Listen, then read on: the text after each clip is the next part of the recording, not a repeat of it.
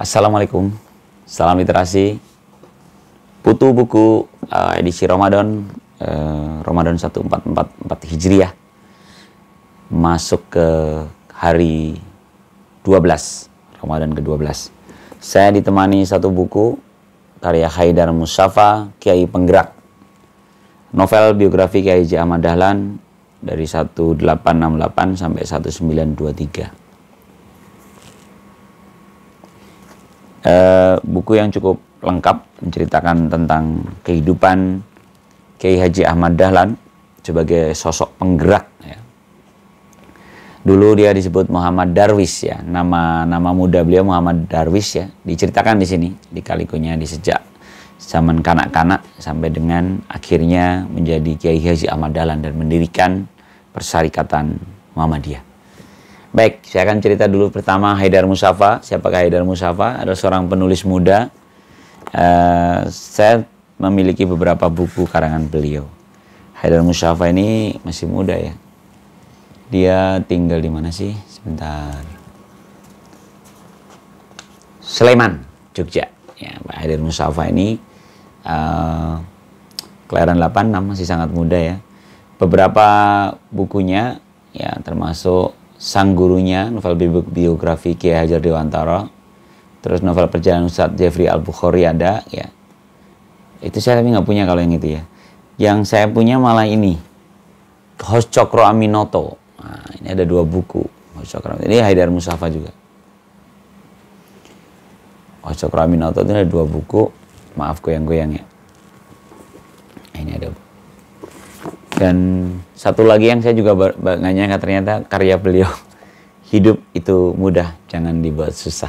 Ini Haidar Mustafa juga. Ada beberapa sebenarnya, cuman saya belum cek ulang ya di rak buku saya. Saya sering berinteraksi di media sosial saja dengan beliau. Oke, buku ini buku yang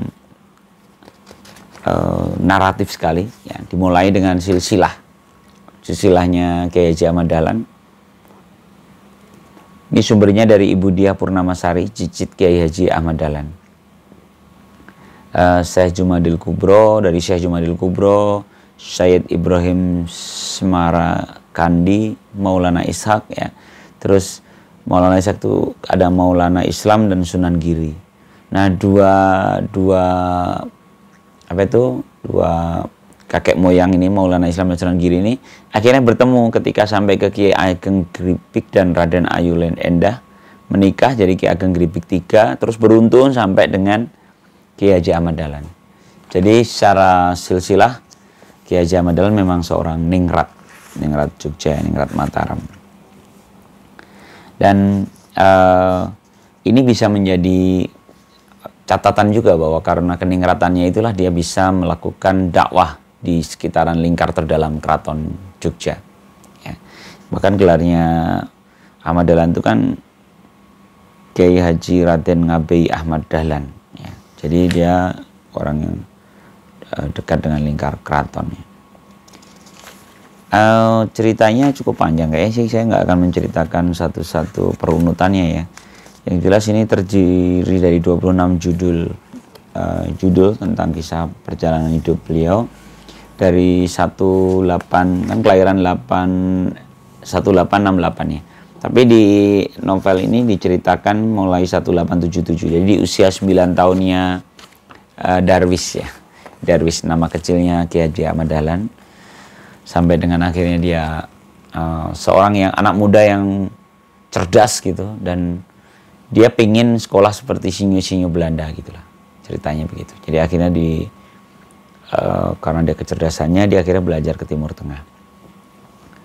Dan sebenarnya ini udah difilmkan ya. Kalau teman-teman nonton filmnya Sang Pencerah ya. Kalau filmnya Sang Pencerah, kalau di buku biografinya Kiai Penggerak.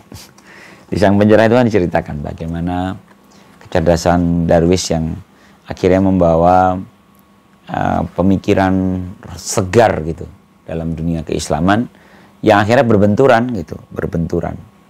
Nah, mungkin itu aja kali ya. Saya memberikan catatan pada benturannya aja ya.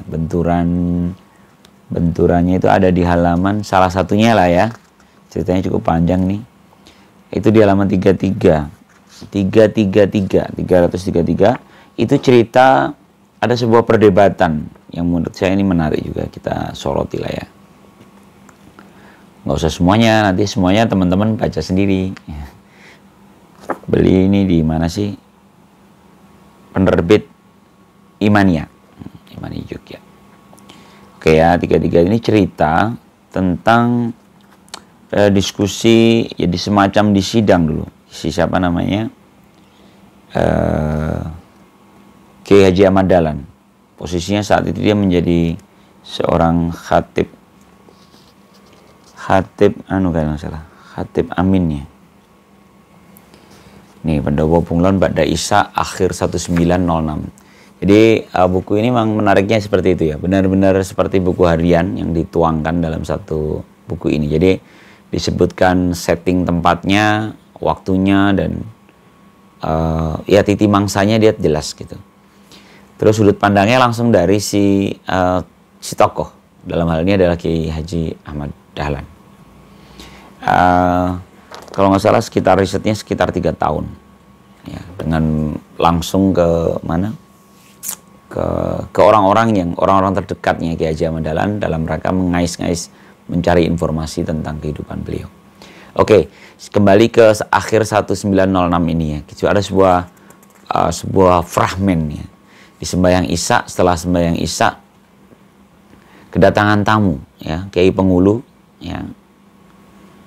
Dan 2 abdinya, seluruh tamu undangan memberikan banyak yang datang. Kemudian saya akan ceritakan langsung ke ininya ya.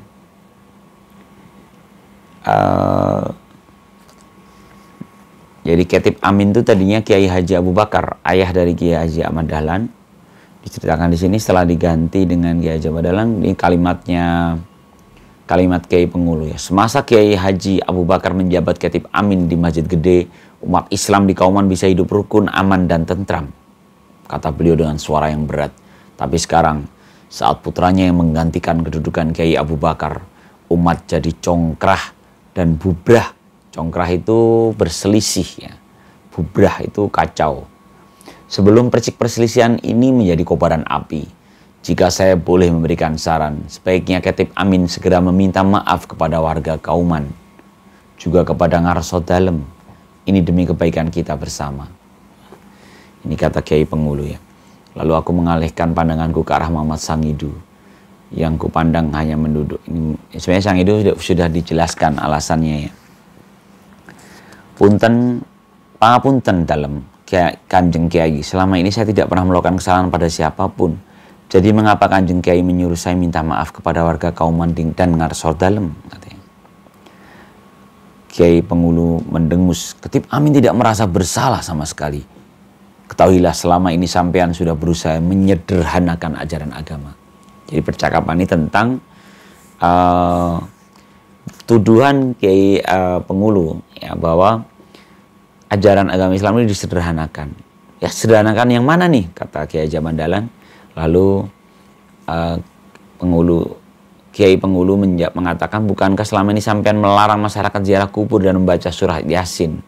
Itu sama dengan menyederhanakan ajaran Islam, Kiai. Sama dengan mengingkari sunnah Kanjeng Nabi. Pangapunten dalem Kiai, Kanjeng Kiai. Sunnah Rasul mana yang saya ingkari? Wah, mulai terus. Waduh. Ngomong dengan sampai ini benar-benar jelimet. Jadi akhirnya ini perdebatan serius ya. Bahkan ketika akhirnya dijelaskan alasan-alasannya ya, apa yang dikatakan Kanjeng Ibu itu benar. Dia menceritakan tentang dasar-dasarnya Kiai Haji Ahmad Dahlan menyampaikan tentang ziarah. Jadi bukan ziarahnya yang dilarang sebenarnya. Kiai Haji Ahmad Dahlan mengingatkan bahwa dalam prosesi ziarah pada waktu itu ada tawasul gitu, ada cara jamaah yang menganggap dia bisa berdoa meminta kepada arwah-arwah itu, dan itu tentu tidak diajarkan dalam ajaran kita. Jadi dia ingin meluruskan itu sebenarnya, tapi ini nggak ketemu ya. Jadi akhirnya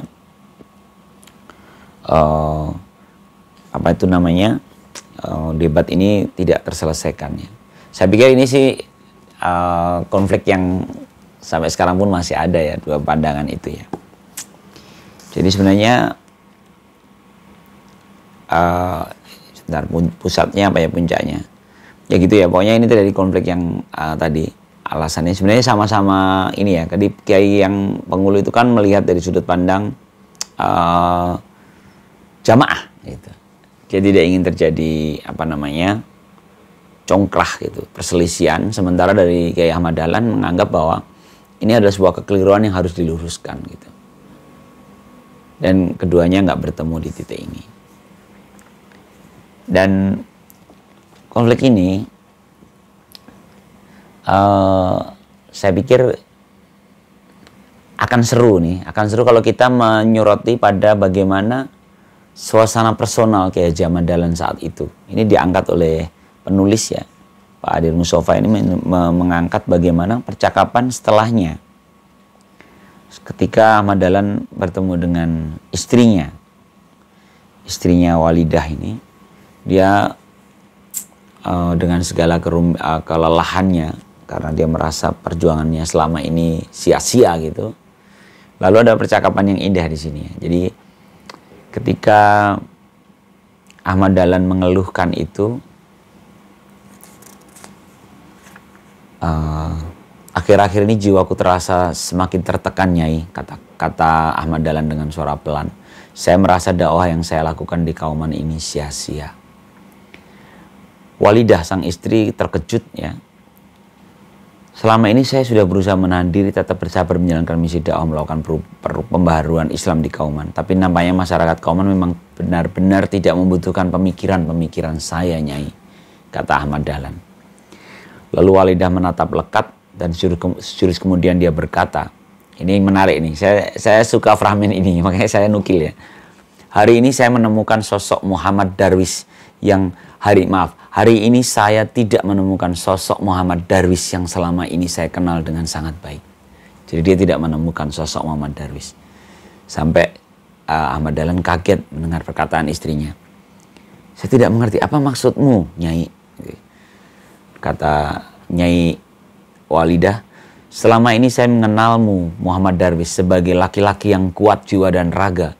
Tidak pernah mengeluh meskipun persoalan menderanya. Muhammad Darwis selalu tegar meniti jalan hidupnya yang penuh liku. Dia berani melakukan sesuatu yang dianggapnya benar meskipun orang-orang meremehkan dan mencelanya. Aku bergeming. Walidah melanjutkan, tapi tidak hari ini. Hari ini aku melihat Muhammad Darwis lemah, tidak berdaya. Saya benar-benar kecewa karena hari ini telah kehilangan Muhammad Darwis yang tegar dan berani.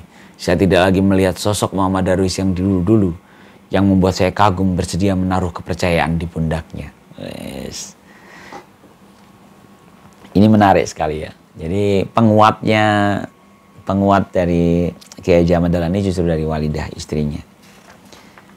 Karena sebenarnya kan ini fenomena yang mungkin akan terus bergantian begitu. Pembaharu atas yang terlama, pembaharu lagi gitu. Dan sebenarnya memang kita harus mencari titik temunya sih, sintesisnya. Ini kan sebenarnya sudut pandangnya aja ya. Dan itu nggak ada di buku ini sih. Buku ini cerita tentang kemuhammadiyahan aja ya.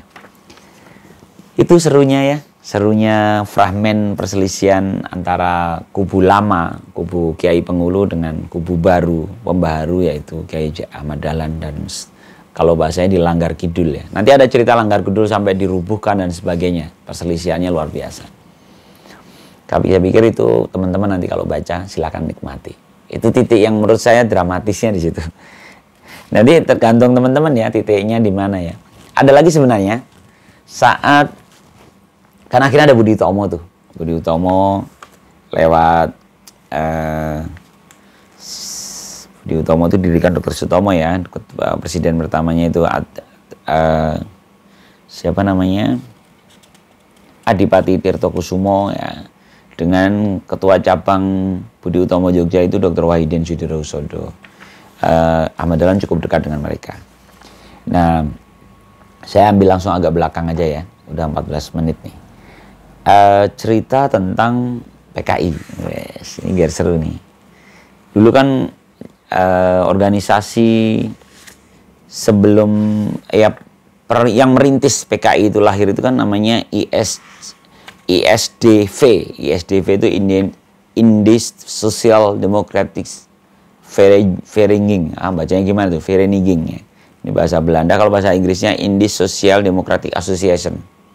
Jadi asosiasi Sosial Demokrat Indonesia ya. Yang akhirnya cikal bakal menjadi PKI. Jadi pernah kedatangan tamu, Muhammadiyah ini kedatangan tamu. Ini sebenarnya di akhir-akhir di menjelang tahun 1922 kalau nggak salah ya. Kan beliau meninggal 1923. Jadi ini udah mulai sakit-sakitan. Dia bertemu dengan Darsono dan Semaun, mewakili dari SDV, datang ke Perserikatan Muhammadiyah.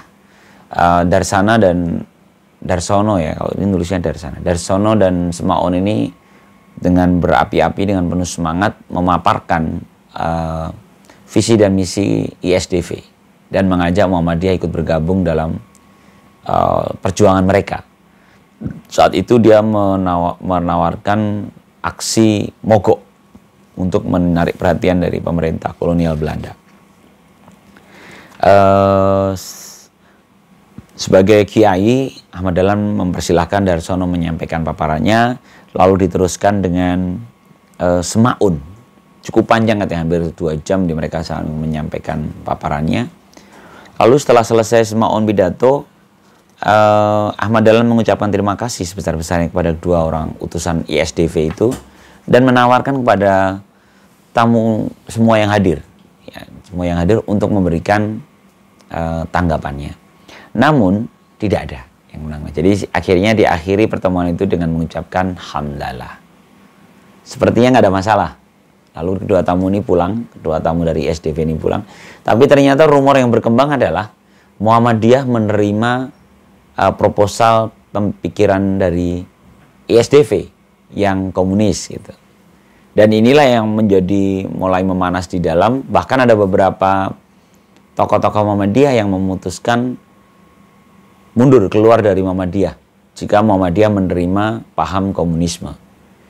Bahkan ke mulai memanasnya suasana itu terdengar sampai Hos Cokro Aminoto dan Haji Agus Salim, para petinggi Sarekat Islam, yang sebenarnya Hos Cokro Aminoto ini kan gurunya Semaun dan Darsono, sehingga mereka paham betul apa masalah dari atau genealoginya, runutan pikirannya Semaun dan Darsono kan sebenarnya Hos Cokro sangat memahami itu. Bahkan katanya Hos Cokro Aminoto dan Agus Salim ini sampai secara khusus datang menemui Kiai Haji Ahmad Dahlan untuk mengklarifikasi sebenarnya di manakah posisi Perserikatan Muhammadiyah dalam menyikapi komunisme saat itu. Lalu akhirnya mereka sepakat dan mendapat sambutan hangat dari para petinggi Muhammadiyah dan Sarekat Islam. Maka ada kesepakatan dari Muhammadiyah dan Sarekat Islam untuk berjuang bersama seiring sejalan menyelamatkan umat Islam dari paham komunisme. Itu akhirnya begitu. Nah, ada drama lagi di akhir-akhir itu. Nah, ini nggak apa lah ya, kita bumbunya jadi cerita sejarah yang kencang, terus lalu dramanya lagi. Ini dramanya agak personal lagi. Bagaimana ketika di 1922 Ahmad Dahlan udah mulai sakit, dia rindu betul dengan istrinya. Istrinya ini kalau nggak salah istri keempat ya. Istri keempatnya itu ada tinggal di Cianjur ya. Seorang yang bernama Aisyah. Mirip istri Rasulullah juga ya. Aisyah. Dia kangennya tentu nggak cuma Aisyahnya, karena ada anaknya Siti Dandanah ya. Masih kecil sekali, dan bagi seorang ayah tentu kangen pengen ketemu anak dan istrinya. Dan namun kendalanya kan bagaimana dengan walidah istri pertamanya yang ada di Jogja, karena selama ini istri-istri yang lain itu tidak pernah ada yang dibawa ke Kauman. Jadi istri pertama itu syaratnya untuk menjaga perasaan istri pertama, Nyai Walidah ini, Ki Haji Ahmad Dahlan tidak pernah membawa istri-istrinya yang lain ke Kauman, pulang ke Kauman. Tapi untuk Aisyah ini gimana, dia dari Cianjur datang bersama anaknya. Nah, dijemput sama Raden Duri ya, anak laki-lakinya dari Nyai Widyaningrum, berangkat ke Cianjur, Jawa Barat menjemput Siti Dandanah. Dan ternyata Siti Dandanah datang bersama Aisyah. Sehingga Pas datang pelukan, si Nyai Walidah langsung nangis dan masuk ke dalam meninggalkan ruang tamunya. Ya karena kecemburuannya terhadap Aisyah dan Siti Dandana. Dan ada drama lah di situ ya, bagaimana percakapan antara suami dengan antara Kiai Haji Ahmad Dahlan dengan Walidah, yang akhirnya di sini baguslah dramanya, nggak usah saya bacakan lah percakapan mereka ya. Tapi yang jelas akhirnya sebagai laki-laki Kiai Haji Ahmad Dahlan harus mengambil sikap tegas gitu. Dia akhirnya menyampaikannya langsung kepada Aisyah kondisi Nyai Walidah gitu, yang sebenarnya terbakar cemburu itu. Dan Aisyah paham betul karena dia posisinya dia lebih muda dan dia sudah paham waktu dia menikah juga udah posisinya kan dia paling belakang istri muda ya. Sehingga dia memutuskan siap untuk pulang ke Cianjur. Lalu akhirnya mereka pulang. Tapi ternyata ketika mau pulang itu Nyai Walidah dengar gitu. Dan ternyata dia justru yang akhirnya minta maaf dan berpelukan dengan Aisyah. Ini so sweet kayaknya. Kalau di filmin so sweet ini. Ya, akhirnya istri pertamanya yang memeluk Aisyah ketika melepas, bahkan mengantarkan sampai ke stasiun Tugu saat Aisyah pulang ke Cianjur. Kami semua menangis saat melepas kepergiannya. Wes. Begitulah ya. Wow, udah 21 menit ya. Itu kisah tentang itu akhir-akhir sebenarnya karena udah 1922 dan semakin kondisi kesehatan Kiai Haji Ahmad Dahlan semakin memburuk. Ada percakapan yang ini menjadi semacam tagline di halaman awal ya. Kalau teman-teman baca bukunya itu ada tulisannya Kiai Haji Ahmad Dahlan, agama Islam di masyarakat kita saat ini dapat diumpamakan seperti gayung yang sudah bocor dan rusak gagangnya sehingga tidak dapat dipakai untuk menciduk air. Selama ini kita beragama tapi tidak punya pengetahuan yang cukup sehingga kita kesulitan menjalankan agama Islam sesuai dengan syariat yang sebenarnya. Agama yang tidak diimbangi dengan ilmu pengetahuan yang cukup itulah yang aku umpamakan sebagai gayung yang sudah bocor dan rusak gagangnya sehingga kita tidak dapat menggunakan dan mengambil manfaat darinya. Jadi keresahan Ahmad Dahlan adalah kelemahan pengetahuan, berjaraknya pengetahuan dengan umat Islam sehingga umat Islam tidak mampu menggayung, mengambil menciduk, menjalankan syariatnya dengan benar. Ini dia sampaikan menjelang sakitnya ya kepada adik iparnya Kiai Ibrahim. Dan saat itu Kiai Ibrahim memastikan, lalu apa yang harus saya lakukan Kiai gitu. Lalu nasihat Kiai Haji Ahmad Dahlan saat itu adalah dekatilah orang-orang terpelajar yang belum mengerti ajaran Islam dengan cara sebaik-baiknya sehingga mereka mengenal kita juga semakin mengenal mereka. Dengan cara seperti ini saya berharap menjadi hubungan timbal balik, sama-sama menguntungkan, sama-sama memberi dan sama-sama menerima. Ini nasihat yang akhirnya kita rasakan bagaimana Persyarikatan Muhammadiyah di perjuangannya selalu di kalangan elit ya, mengambil ranah-ranah pendidikan. Sekolah-sekolah Muhammadiyah itu menjadi sekolah-sekolah favorit gitu. Semua ini ternyata dalam rangka menjalankan wasiat dari Kiai Haji Ahmad Dahlan bahwa umat Islam yang sedang terpuruk ini seperti gayung yang rusak tadi membutuhkan kaum-kaum terpelajar untuk kembali mengembalikan nilai-nilai meluruskan lagi syariat-syariat Islam dipahami oleh umatnya dengan membawa para kaum terpelajar memahami keislamannya. Ya, Februari 1923 Kiai Haji Ahmad Dahlan meninggal dunia. Sepertinya tepatnya kalau 1923 sekarang 2023. Wow. Berarti pas berapa itu? 100 tahun ya. 100 tahun yang lalu. Pas sekarang bulan Maret ya. Ya, demikian buku tentang Kiai penggerak dari novel biografi Kiai Haji Ahmad Dahlan. Silakan dibaca. Saya hanya menukil beberapa fragmen yang menurut saya seru gitu ya. Saya sampaikan di sini. Kalau teman-teman baca pasti akan menemukan hal-hal lain di sana. Oke, selamat membaca. Salam literasi. Assalamualaikum warahmatullahi wabarakatuh.